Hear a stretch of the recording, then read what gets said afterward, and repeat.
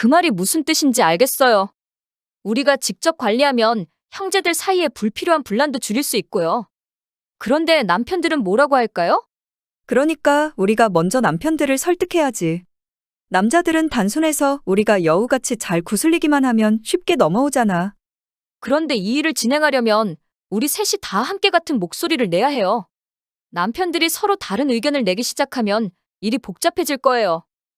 걱정 마. 우리가 하나의 팀이 되어 움직이면 남편들도 쉽게 설득할 수 있을 거야. 장씨 집안 아들들 얼마나 단순하고 착한데. 좋아요. 형님 말대로 하죠. 우리 셋이 힘을 합쳐서 이번 일을 처리합시다. 동의해요. 남편들이 반대할지도 모르지만 우리가 강하게 밀어붙이면 결국 설득될 거예요. 안녕하세요. 80 중반을 바라보고 있는 대구에 살고 있는 김연자라고 합니다. 몇 년 전 못된 며느리들에게 당했던 억울하고 분했던 제 사연을 들려드리려고 하는데요. 제 사연 들어보기 전 희극 인생 구독과 좋아요, 알림 설정 부탁드립니다. 저는 1940년대 말 전쟁의 상흔이 채 가시지 않은 대한민국의 작은 시골 마을에서 태어났습니다. 제 부모님은 가난한 소작농이었고 형제자매가 많았기에 집안 형편은 항상 어려웠죠. 저는 어린 시절부터 동생들을 돌보며 농사일을 도왔고 제대로 된 공부는 꿈도 꿀 수 없는 환경이었어요. 어머니는 종종 밥이 모자라니 동생들 먹을 것부터 챙기자꾸나. 라고 말하며 작은 보리밥 한 그릇을 나누어 주곤 했습니다. 어느덧 제 나이 19살이 되던 해 이웃 마을의 한 남자와 선을 보게 되었죠. 그 남자는 키는 크고 성실해 보였지만 집안 형편은 우리 집보다 더 나빴습니다. 그 남자의 부모는 지병을 앓고 있었고 집의 농토라고는 작은 밭 몇 평이 전부였죠. 저는 결혼이 현실적인 선택임을 알았지만 마음 한편으로는 지금 이 가난이 끝이 아닐지도 모른다는 불안감이 있었습니다. 하지만 부모님의 강한 권유와 여자 나이가 찼으니 시집가야 한다는 사회적 분위기 속에서 결국 더 가난한 남편을 만나서 결혼을 결심하게 되었죠. 결혼식은 간소하게 진행되었습니다. 당시 결혼식은 별다른 예식장이 없어서 마을 회관에서 했고 시댁에 가져갈 혼수도 거의 없었습니다. 저는 단출한 보자기에 반찬 몇 가지와 손수 만든 이불 한 채를 싸서 시댁으로 들어갔습니다.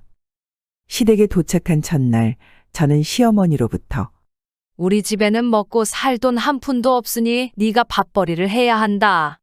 라는 말을 듣게 되었어요. 남편은 착한 사람이었지만 병약하여 노동을 많이 할 수 없었습니다. 저는 시댁의 살림살이가 생각보다 더 궁핍하다는 사실에 충격을 받았지만 곧 마음을 다잡고 일에 뛰어들기로 결심했어요.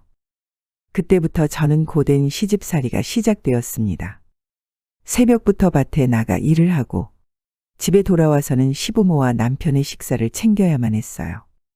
당시 시어머니는 궁시렁거리며 이래봬도 우리 집은 대대로 잘 나가던 집안이었어. 너도 정신 똑바로 차려야 해. 라고 말하곤 했지만 현실은 날이 갈수록 더 어려워졌습니다. 결국 농사일만으로는 생계를 유지할 수 없게 되자 저는 근처 시장에서 물건을 팔기로 결심했습니다.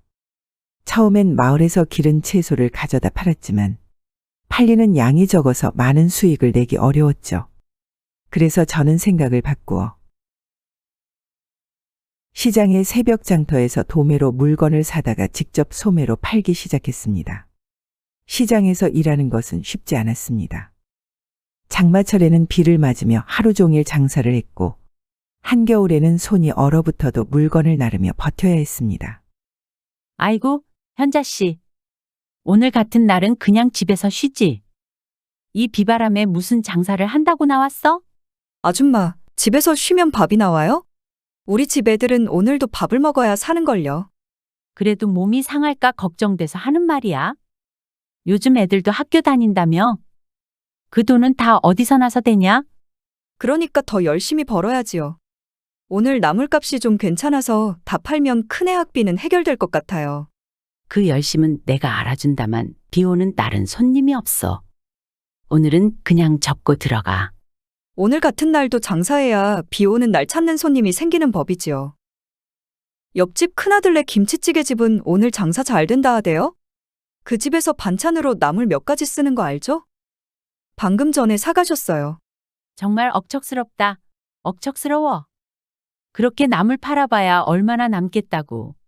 아줌마, 나물 한 단 팔아서 남는 돈이 고작 몇십 원이라도 그게 모이면 한 달 식비고 또 모이면 애들 책값이고 또 모이면 시부모와 남편 약값이에요. 이 비 맞는 것도 하루 이틀이지 사는 건 평생이니까. 현자 씨 말 듣고 있자니 내가 부끄럽네. 난 오늘 그냥 문 닫고 들어갈까 했거든. 아줌마, 내가 일하는 모습 보고 손님이 다 배워요. 저 여자는 비가 와도 자리를 지키는구나 하고 기억하겠죠. 그러면 다음에 시장 올 때는 우리 가게 먼저 찾아와요.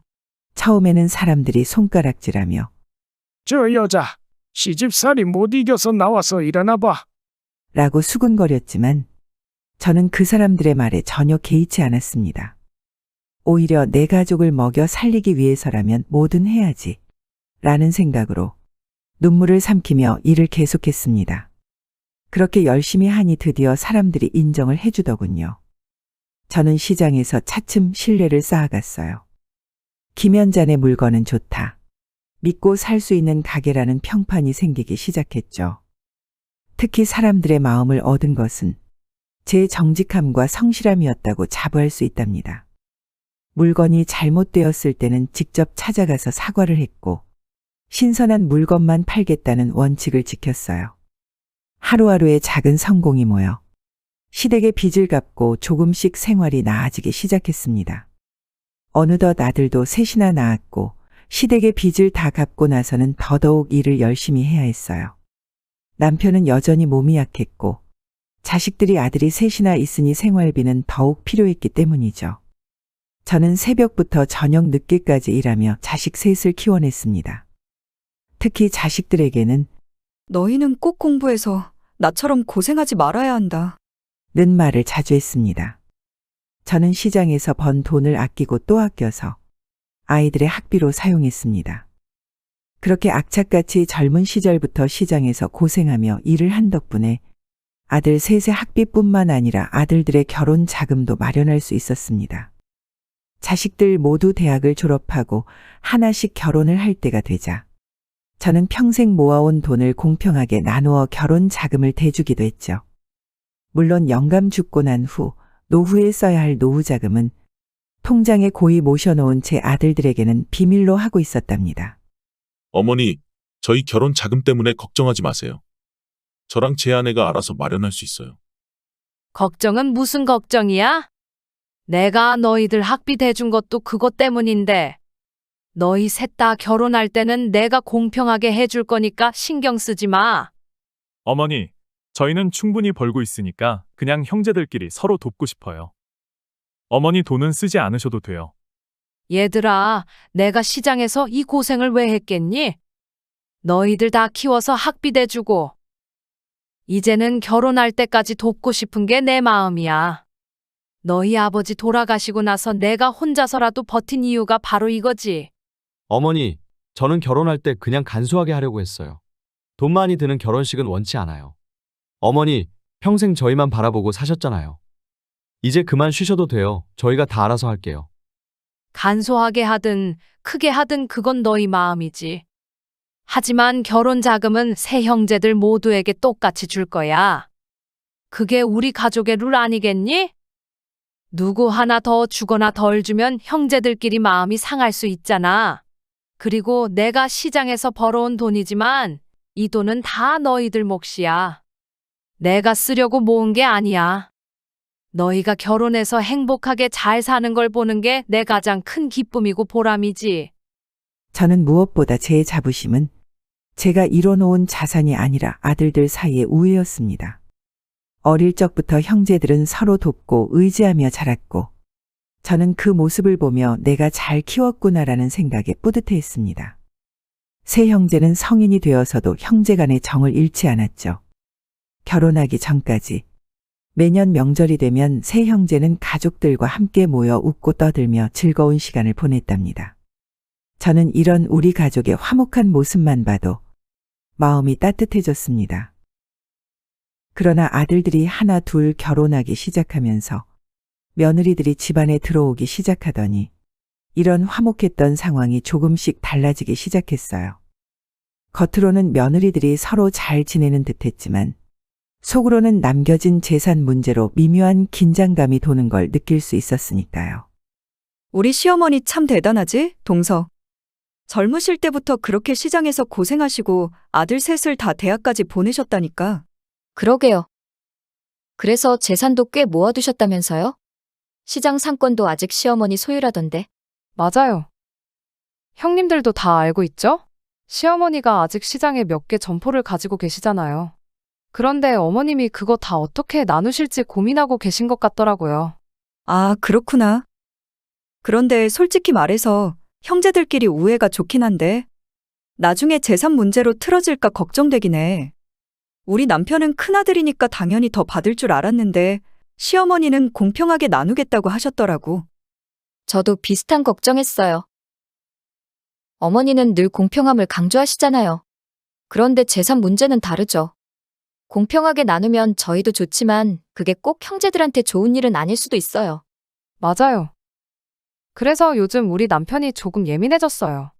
다들 모일 때마다 괜히 재산 얘기가 나올까 불안해하는 눈치예요. 저희 남편은 특히 막내라서 그런가 괜히 형들 눈치만 보고. 우리끼리 이렇게 얘기하는 것도 참 조심스러운데 그냥 솔직히 말하자면 나중에 우리끼리도 사이가 나빠질까 봐 걱정이에요. 처음에는 며느리들의 이런 대화가 오고 간 사실을 알지 못했습니다. 그러나 저는 미묘하게 변화한 아들들의 태도에서 조금씩 느끼고 있었죠. 예전에는 매번 모일 때마다 웃음이 끊이지 않았던 형제들이 요즘에는 어딘가 서먹한 기운이 돌았습니다. 마치 며느리들이 뒤에서 조종하는 듯한 기분이 들었어요.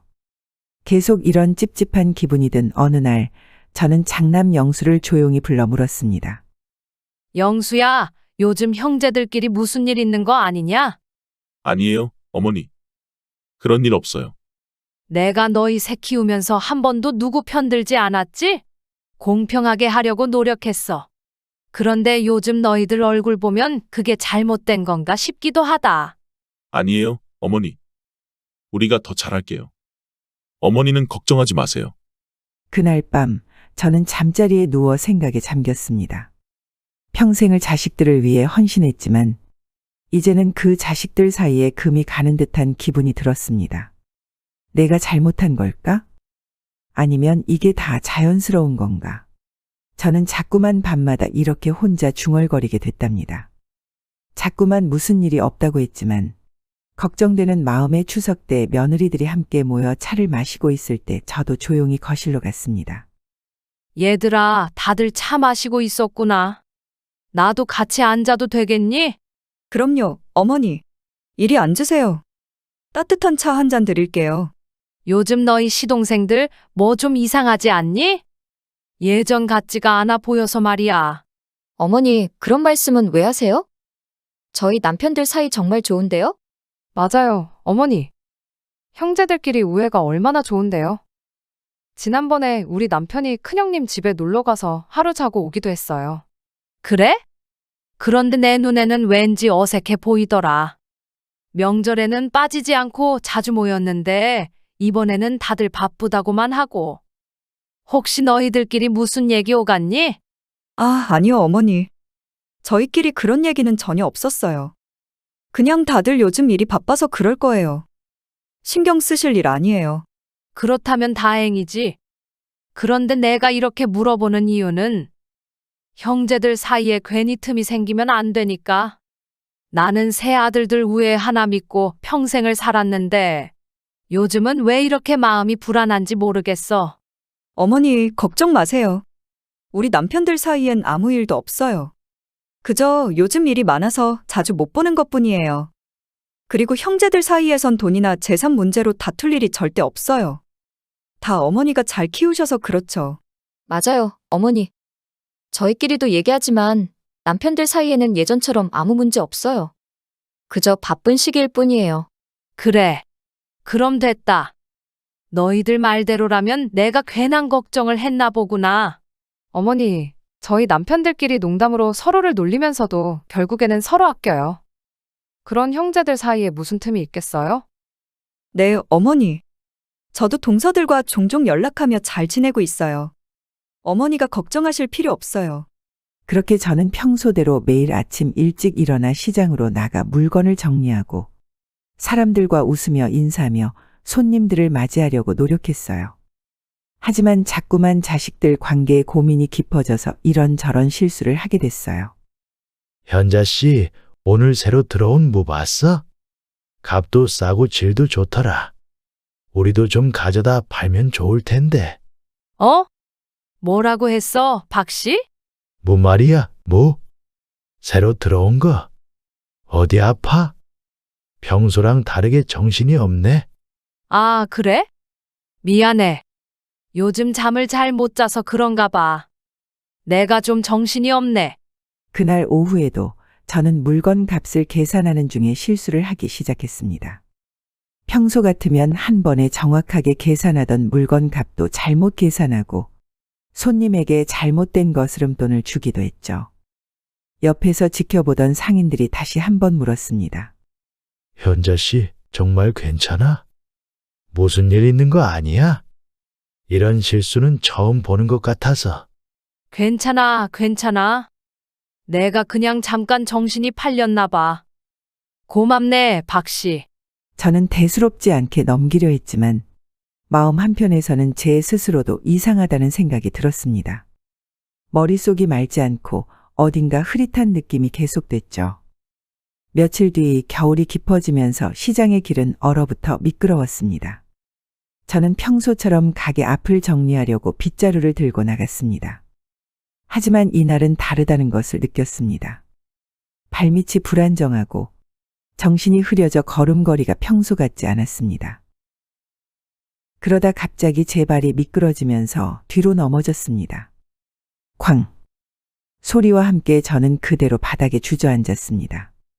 꼬리뼈에 심한 통증이 밀려왔고 움직일 수가 없었습니다. 주변에 있던 상인들이 놀라서 달려왔습니다. 현자 씨, 괜찮아? 어디 많이 다쳤어? 이거 큰일이네. 누가 119 좀 불러?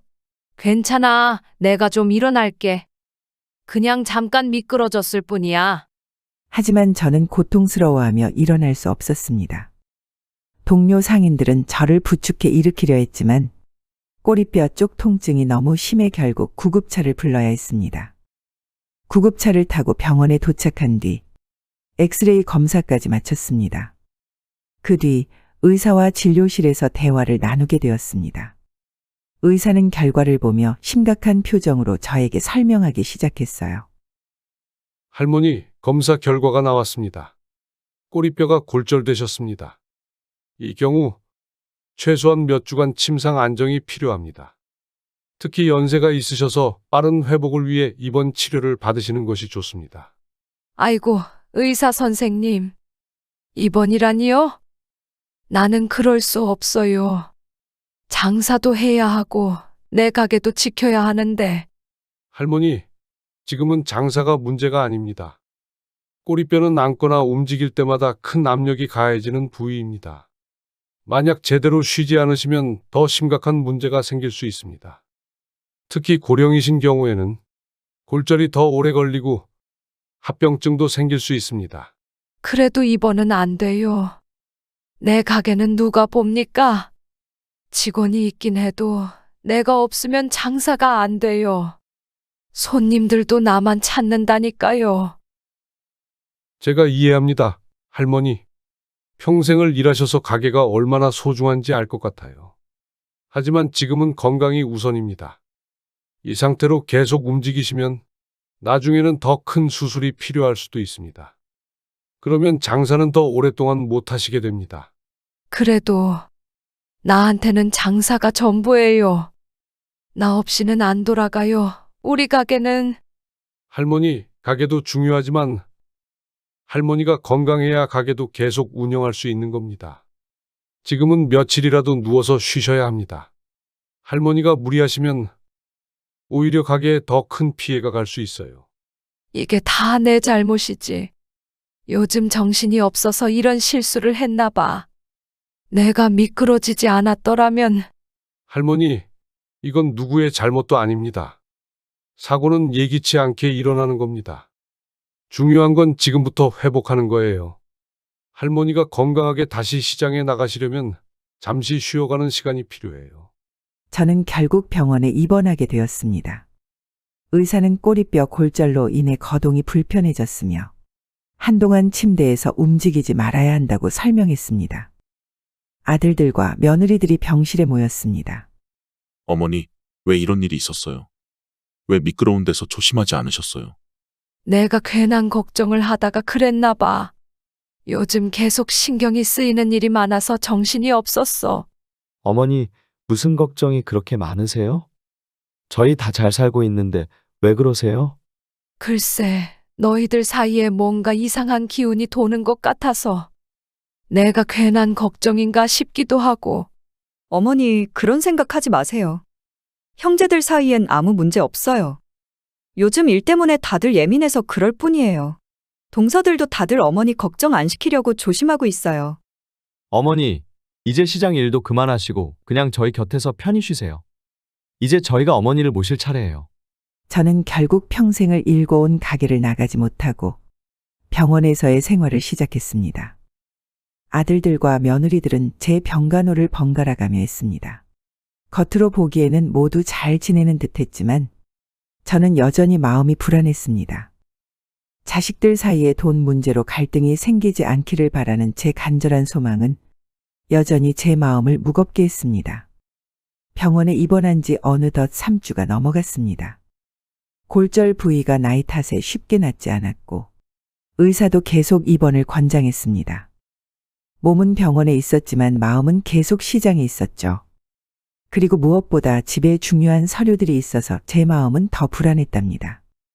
어쩔 수 없이 장남 영수에게 전화를 걸어 부탁했습니다.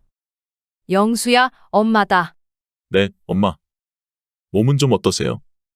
조금 나아지셨어요? 그래, 조금씩 나아지고 있어. 그런데 말이다, 집에 서랍장 아래 칸에 있는 작은 상자가 필요해. 거기에 보험 서류랑 중요한 것들이 들어있어. 알겠습니다, 엄마. 제가 가서 찾아다 드릴게요. 한 가지 더 부탁이 있어. 이거는 며느리 미경이한테 맡기지 말고 네가 직접 찾아야 해. 중요한 물건들이라서 말이다. 네, 알겠습니다. 제가 직접 챙길게요, 엄마. 걱정 마세요. 그러나 영수는 회사에서 갑작스러운 업무로 바빴고 퇴근 시간이 늦어졌습니다. 집에 들를 여유가 없던 영수는 결국 제 말을 무시하고 며느리인 미경이에게 전화를 걸었습니다. 여보, 미안한데 부탁 좀 할게. 엄마가 서랍장 아래 칸에 있는 상자를 가져다 달라고 하셔. 내가 너무 바빠서 직접 갈 시간이 없네. 어머니가 직접 찾아달라고 하셨다면서요. 그래도 괜찮겠어요? 괜찮아. 엄마한테는 내가 챙겼다고 말할게. 여보가 가서 찾아주면 돼. 알겠어요. 그럼 제가 집에 들러서 바로 챙길게요. 미경이는 저희 집에 도착해 곧장 방 안으로 들어갔습니다. 큰며느리 미경이는 서랍장 아래 칸을 열고 제가 말한 작은 상자를 쉽게 찾았습니다. 상자에는 보험 서류와 기타 서류들이 들어있었습니다. 서류를 챙긴 후 돌아서려는 순간 미경이의 눈에 제가 늘 소중하게 여겼던 금고함이 눈에 들어왔습니다. 바로 이것 때문에 제가 며느라기가 가지 않았으면 하는 마음이었던 거죠. 큰며느리인 미경이는 잠시 망설였지만 결국 금고함을 열어보았습니다. 바보같이 비밀번호를 먼저 세상 떠난 영감 생일로 했으니 며느라기는 이것저것 시도해보다가 쉽게 열 수 있었겠죠. 그 안에는 여러 개의 통장과 중요한 도장들이 들어있었습니다. 통장들을 펼쳐본 미경이는 제 통장의 잔액이 수천만 원에서 억 단위에 이르렀다는 것을 알게 된 거죠. 이게 뭐지? 이런 돈이? 어머니가 이렇게 많은 돈을 숨겨두고 계셨던 거야? 미경이는 한동안 통장들을 바라보며 생각에 잠겼습니다. 우리 아들에게 이 사실을 알려야 할지 아니면 그냥 넘어가야 할지 복잡한 감정이 밀려왔겠죠. 그리고 이 못된 며느라기는 못된 마음을 품고 이 사실을 우리 큰아들 영수에게 알리지 않았습니다. 그 다음 날 영수는 서류를 들고 저를 찾아왔습니다. 영수가 직접 와서 그때까지 저는 며느라기가 제 집에 가서 가져왔을 거라고는 상상도 못했죠. 영수야, 네가 직접 온 거니? 네, 엄마. 저예요. 서랍장에서 말씀하신 작은 상자 찾아서 가져왔어요. 그래, 네가 직접 가져왔다고? 내가 분명히 네가 가져오라고 했으니까 직접 갔겠지.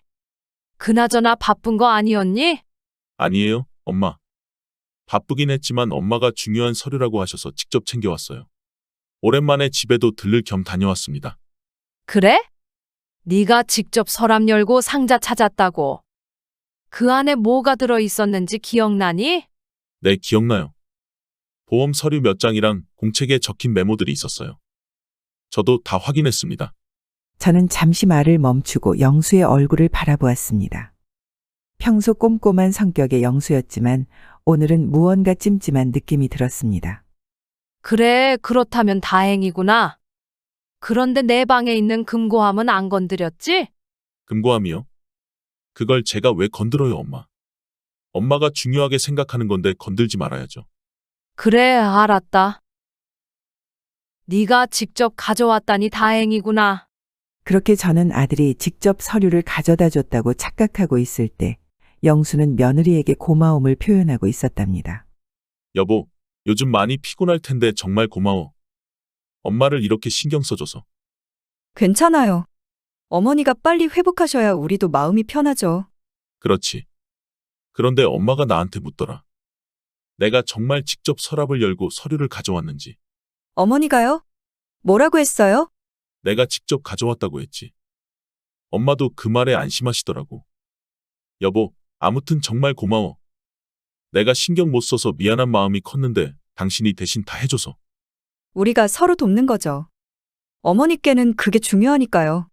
큰며느리 미경은 제 집에서 발견한 고액의 통장에 대해 고민한 뒤 못된 작당을 하기 위해 나머지 며느리들을 불렀습니다. 결국 다른 며느리들인 차남의 부인 수경, 막내 아들 부인 지혜까지 따로 불러 모았습니다. 3명의 며느리는 카페에서 조용히 만났다고 하더군요. 오늘 이렇게 모인 이유는 중요한 얘기가 있어서야. 어머니 집에 가서 필요한 서류를 챙기다가 우연히 금고함을 열게 됐어. 어머니 금고함을 열었다고요? 형님, 비밀번호는 어떻게 알고 열었어요? 그거 어머니가 늘 소중히 여기던 거여서 우리 얼씬도 못하게 했잖아요. 거기서 뭘 발견했어요? 통장이 여러 개 있었어. 잔액을 보니까 억 단위의 금액들이 적혀 있더라고. 억 단위요?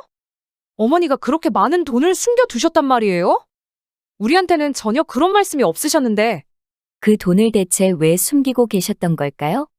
아무래도 자식들한테 말하지 않으신 걸 보면 우리한테 주실 생각은 없으신 거겠죠? 그래서 내가 오늘 동서들을 부른 거야. 어머니가 퇴원하셔도 꼬리뼈 골절 때문에 거동이 불편하시겠지. 결국 시장에서 일도 못 하실 텐데 집에서 혼자 생활하시기 힘드실 거잖아. 그래서요? 그걸 우리한테 왜 말하는 건데요? 이 기회에 어머니를 요양원으로 보내는 게 어떨까 싶어서. 어머니가 혼자 계시다 넘어지시면 더 큰일 나잖아. 그리고 요양원에 가시면 우리가 통장과 자산을 관리할 수 있으니까. 물론 내가 이 비밀을 알아냈으니까 내 지분이 더 많다는 건 알고 있어야 해. 그 말이 무슨 뜻인지 알겠어요. 우리가 직접 관리하면 형제들 사이에 불필요한 분란도 줄일 수 있고요. 그런데 남편들은 뭐라고 할까요? 어머니를 요양원으로 보내는 걸 쉽게 허락하지 않을 것 같은데요. 그러니까 우리가 먼저 남편들을 설득해야지. 남자들은 단순해서 우리가 여우같이 잘 구슬리기만 하면 쉽게 넘어오잖아. 어머니를 요양원에 보내는 게 어머니 건강을 위한 일이라고 말하면 돼. 거동이 불편하시니까 우리도 도와드리기 힘들고 전문적인 돌봄이 필요하다고 강조하면 되지. 무엇보다 지금 일이 많아서 어머니 병원에 입원했을 때도 본인들이 자주 못 가고 오히려 우리가 더 많이 가고 있잖아. 맞아요. 지금은 입원했으니까 그렇다고 해도 퇴원하고 나서도 우리가 매일 돌볼 수 있는 것도 아니니까 요양원에서 돌봐드리는 게 더 좋다고 설득하면 될 것 같아요. 그리고 나서 우리가 통장과 재산을 관리할 권한을 얻게 되면 형님 조금 더 드리고 나머지 형제들 간에 공평하게 나눌 방법을 찾을 수 있겠죠. 그런데 이 일을 진행하려면 우리 셋이 다 함께 같은 목소리를 내야 해요. 남편들이 서로 다른 의견을 내기 시작하면 일이 복잡해질 거예요. 걱정 마. 우리가 하나의 팀이 되어 움직이면 남편들도 쉽게 설득할 수 있을 거야. 장씨 집안 아들들 얼마나 단순하고 착한데. 일단 시어머니 요양원에 모셔드리고 어머니 재산은 우리가 관리하기로 하자. 이게 모두를 위해 좋은 선택이지, 안 그래? 좋아요. 형님 말대로 하죠. 우리 셋이 힘을 합쳐서 이번 일을 처리합시다. 동의해요. 남편들이 반대할지도 모르지만 우리가 강하게 밀어붙이면 결국 설득될 거예요. 곧 아버님 제삿날이잖아. 그래서 어머니 그때까지는 어떻게든 병원에서 나올 거야. 우리에게 2주 정도의 기간이 남아있으니 어머니 퇴원하기 전에 꼭 성공시키자고. 그렇게 못된 며느리들은 각각 집으로 돌아가 남편들을 설득하기 시작했습니다. 제 숨겨진 재산에 대해서는 언급하지 않고 오직 제 건강과 돌봄 문제를 강조하며 남편들에게 요양원으로 보내는 것이 최선이라고 설득했습니다. 여보, 어머니 퇴원하면 어떻게 하실 생각이에요? 글쎄, 꼬리뼈가 다치셔서 거동이 불편하실 텐데 당분간은 내가 자주 들러서 돌봐야겠지. 여보, 그게 현실적으로 가능할까요? 당신도 바쁘고 저도 직장 생활하잖아요. 우리가 매일 어머니를 돌볼 수 있는 여유가 있을까요? 그렇긴 하지. 하지만 어머니가 혼자 집에 계시기에는 위험할 것 같아. 그래서요, 제 생각인데. 시설 좋은 요양원에 모셔드리는 게 어떨까요? 전문적인 돌봄이 필요한 상황이잖아요. 우리 둘 다 안심할 수 있고 어머니도 더 안전할 거예요. 요양원이라. 어머니가 싫어하시지 않을까? 그렇지 않아요. 요양원이 꼭 부정적인 곳만은 아니에요. 시설도 좋고 어머니 같은 분들이 많이 계셔서 더 편안하실 거예요. 알겠어. 네 말도 일리가 있네. 형제들하고도 한번 얘기해 볼게. 여보, 어머니 퇴원하시면 우리가 돌아가면서 돌봐야 할 텐데 그거 가능할 것 같아요? 돌아가면서? 그건 너무 힘들지 않아? 나도 출장이 많고 넌 애들 학교 보내느라 정신없잖아. 그래서 하는 말이에요. 어머니를 요양원에 모시는 게 더 낫지 않을까요? 요즘 요양원은 시설도 좋고 전문가들이 돌봐주니까 우리도 마음이 편할 거예요. 요양원. 생각해 본 적 없는데. 다른 형제들은 뭐라고 할까? 형님이랑도 얘기했는데 다들 비슷하게 생각하고 있어요. 아주버님도 긍정적으로 생각했다고 하더라고요. 우리 셋이 다 바쁘니까 현실적으로 매일 어머니를 돌보는 건 힘들잖아요. 형이 동의를 했다고? 알겠어. 동생하고도 상의해 볼게. 여보, 퇴원 후 어머니를 어떻게 돌볼 계획이에요? 형제들끼리 돌아가면서 보살피는 걸로 해야지. 어머니가 요양원 같은 곳에 가고 싶어 하시진 않을 거야. 그런데 당신도 일 때문에 매일 갈 수 없잖아. 형제들도 다 바쁜데 현실적으로 가능한 얘긴가요? 그렇긴 하지. 하지만 어머니가 요양원에 가는 건 원하지 않으실 거야. 그래도 시설 좋은 요양원이라면 어머니도 금방 적응하실 거예요. 전문적인 돌봄이 필요할 정도로 상태가 안 좋으시잖아요. 형들하고 다시 얘기해봐야겠네. 네가 그렇게까지 말하는 걸 보니 생각해볼 필요가 있겠어. 아주버님들은 이미 찬성했다고 하던데요. 당신만 찬성하면 돼요. 며칠 후 형제들은 모두 모여 각자 아내들과 했던 대화를 나누었습니다. 다들 비슷하게 생각하는 것 같네.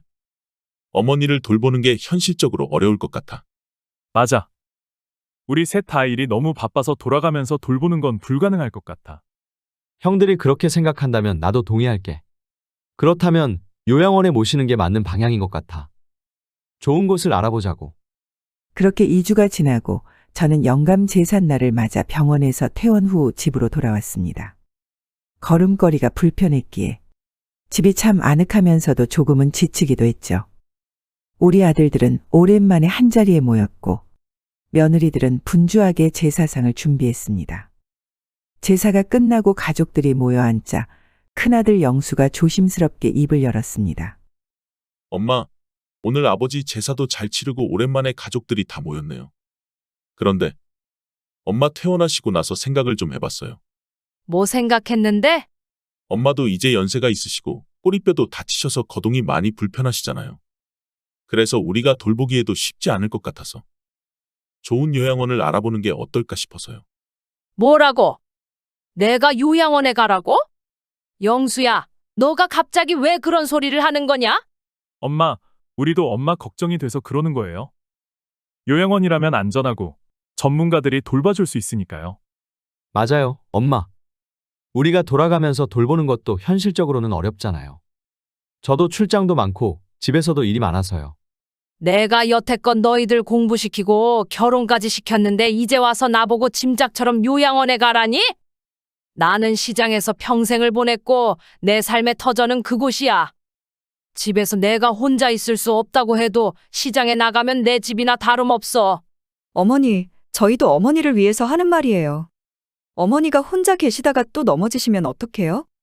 요양원에서는 안전하게 지내실 수 있고 저희도 자주 찾아뵐게요. 맞아요, 어머니. 저희도 일하면서 돌봐드리는 게 쉽지 않아요. 요양원이 더 편하실 거예요. 어머니, 저희는 어머니를 모시고 싶지만 솔직히 말해서 형님들도 다들 바빠서 어려워요. 그러니 요양원에서 편히 쉬시는 게 좋을 것 같아요. 그리고 어머니, 요양원에 계시면 저희가 더 자주 찾아뵐게요. 그냥 편하게 생각해 주세요. 저는 갑자기 금고가 떠올랐습니다. 며느리들이 요양원 얘기를 꺼내며 이상한 분위기가 형성된 이후 저는 뭔가 불길한 예감이 들었습니다. 거동이 불편한 몸을 이끌고 안방 금고 앞으로 갔습니다. 아들들과 며느리들이 주의 깊게 보지 않는 사이 금고 문을 열어봤습니다. 이게 뭐야? 누가 내 금고를 건드렸어? 저는 항상 저만의 규칙으로 금고 안에 통장과 도장을 정리해 두었습니다. 순서와 배치가 정확히 맞아떨어지도록 정리해 두었지만 지금은 순서가 엉망이었습니다. 분명 금고를 열어본 누군가가 있다고 확신하며 그 순간 끓어오르는 화를 주체하지 못했습니다. 영수야, 너 이리 와봐. 엄마, 왜 그러세요? 무슨 일인데요? 네가 금고를 열었냐? 네가 내 금고를 열어본 거야? 아니, 엄마. 제가 왜 금고를 열어요? 금고에 있는 건 다 엄마 거잖아요. 그런데 왜 금고 안에 통장과 도장 순서가 다 엉망이 되어 있지? 네가 서류 가져다 준다고 했을 때 열어본 거 아니냐? 엄마, 그게 사실 제가 직접 간 게 아니고 미경이가 대신 갔어요. 제가 바빠서 그날 미경이한테 부탁했었어요. 뭐? 미경이가 갔다고? 네가 직접 가겠다고 약속해놓고 왜 며느리를 보냈어? 어머니, 저도 영수 오빠 대신 다녀온 거예요. 필요한 물건만 챙겼어요. 필요한 물건만 챙겼다고? 그럼 왜 금고 안에 순서가 바뀌어 있는 건데? 네가 통장을 본 거지? 다 본 거지? 그렇지? 어머니, 그게 그냥 혹시 필요한 게 있을까봐 확인한 거예요. 그래서 이젠 나를 요양원에 보내고 너희들끼리 내 돈을 나눠 가지려는 속셈이었냐? 너희들 며느리들이 다 짜고 나를 요양원으로 보내려고 했던 거잖아. 금고까지 열어보고 통장에 있는 돈을 탐낸 거지. 너희들끼리 나 없는 사이에 돈을 나눠 가지려고 했던 거 아니야? 어머니, 그런 게 아니에요. 그냥 어머니의 건강을 생각해서 요양원 얘기를 꺼낸 거예요. 맞아요, 어머니. 통장에 대해서는 아무것도 몰라요. 그냥 형님이 우연히 본 것뿐이에요. 어머니를 위해서 요양원을 알아본 거지 돈 때문에 그런 건 아니에요. 이게 다 무슨 소리야? 미경이 너도 내 아내로서 가족이라고 믿었는데 이렇게까지 욕심을 부리다니. 어떻게 엄마한테 이런 짓을 할 수가 있어? 수경아, 내가 엄마를 위해서 요양원 얘기를 꺼낸 건데 형수님이랑 짜고 그런 의도로 작당을 했단 말이야? 지혜야, 정말 네가 그렇게까지 했어? 우리 엄마가 평생 힘들게 모은 돈을 탐냈다고. 내가 평생 피땀 흘려 모은 돈인데 너희들 때문에 이렇게 될 줄은 몰랐다. 너희들을 믿고 평생을 바쳐 키웠는데 결국 돈 앞에서 다들 나를 내쫓으려고 했구나. 엄마, 죄송해요. 저희가 제대로 알지도 못하고 이런 일이 벌어지게 둬서 정말 죄송해요. 엄마, 우리가 다 잘못했어요. 형수님들이랑 지혜가 통장 이야기를 했을지 정말 몰랐어요. 그날의 사건 이후 저는 밤새도록 잠을 이루지 못했습니다. 그리고 아침이 되자 저는 아들들을 불러서 단호한 결심을 내렸습니다. 너희들 오늘 이후로 며느리들은 내 집에 발도 들이지 못할 거야. 이 집에서 내가 더 이상 너희들 속셈에 당하고 싶지 않아. 내 집과 내 재산에 손 떼려고 생각했던 사람들은 다 내 눈앞에서 사라져. 그 뒤 항상 시장 일을 잘 봐줬던 변호사를 찾아갔습니다. 할머니, 요양원으로 보내려는 이야기를 듣고 이렇게 결단을 내리시는 건 이해합니다. 어떤 계획을 세우셨나요? 내 재산이 며느리들 손에 들어가는 일은 절대 없을 거야. 변호사님, 내 건강을 핑계로 아들들도 또 다시 요양원에 보내려는 시도가 있을 때는 바로 이 서류를 공개해 주세요. 그럴 땐 아들도 필요 없고 내 전 재산을 내가 평생을 일한 시장 발전 기금으로 기부할 거라고. 네, 할머니. 이 서류는 제가 책임지고 보관하고 있겠습니다. 만약 아들들이 요양원 얘기를 꺼내면 그 즉시 서류를 공개하겠습니다. 그 사건 이후 아들들은 더는 며느리들을 저희 집에 데리고 오지 않았습니다. 그리고 이 일을 만든 장본인인 큰 며느리에게 화를 삭히지 못한 우리 아들 장남 영수는 결국 이혼을 택했더군요. 저는 여전히 거동이 불편하지만 제 삶의 터전인 시장을 다시 나가기 시작했습니다. 평생을 바쳐 일했던 시장이야말로 제 진정한 가족이었고 제가 가장 편안함을 느끼는 곳이기 때문이죠. 앞으로 몇 년이나 제가 더 살지 모르지만 남은 생애 동안 이곳에서 사람들과 함께 웃고 울며 평온한 나날을 보내기로 했습니다. 제 사연 끝까지 들어주셔서 감사합니다. 위로의 댓글 한마디 부탁드립니다.